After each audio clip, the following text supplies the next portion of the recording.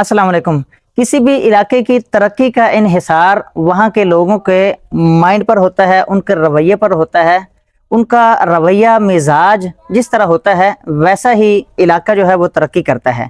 अच्छा, आपको पता है माइंड किस तरह तरक्की करता है? इंसान के माइंड की ग्रोथ किस तरह होती है?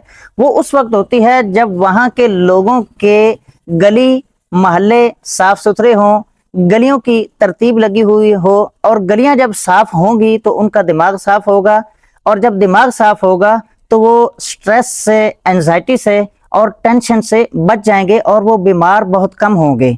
हम लोग बाकी सारे काम कर लेते हैं, अपने जिस्म पर भी तवज्जो दे लेते हैं, लेकिन अपने माइंड पर तवज्जो नहीं देते। ये देखें, ये गली बन रही है तो ये सिर्फ गली नहीं बन रही, इन लोगों के ज़हनों की तरतीब लग रही है, इन लोगों के जहन साफ हो रहे हैं। ये इंशाल्लाह टेंशन से बचेंगे, बीमारियों से बचेंगे और परेशानियों से बचेंगे। इनके बच्चे इंशाल्लाह साफ सुथरे और सेहतमंद होंगे।